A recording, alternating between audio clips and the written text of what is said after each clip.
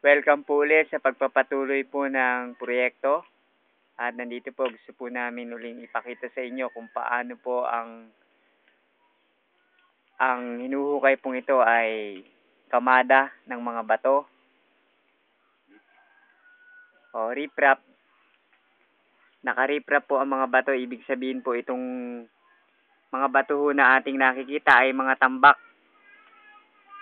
Hindi ho siya natural na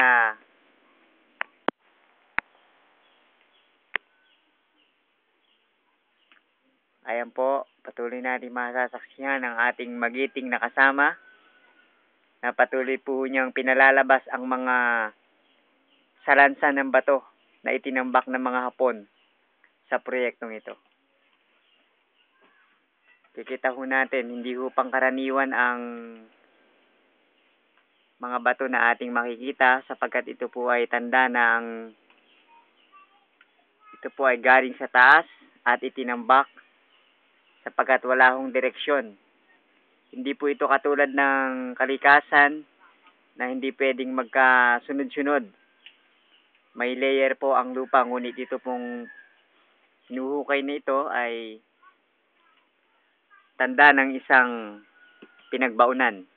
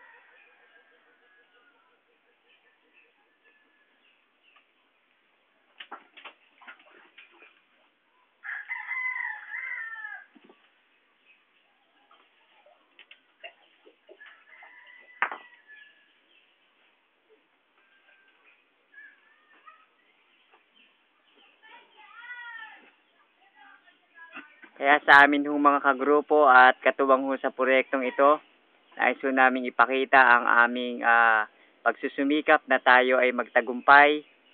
At nais din namin ipakita na talagang itong ating pinagpapagalan ay hindi mawawala ng kabuluhan.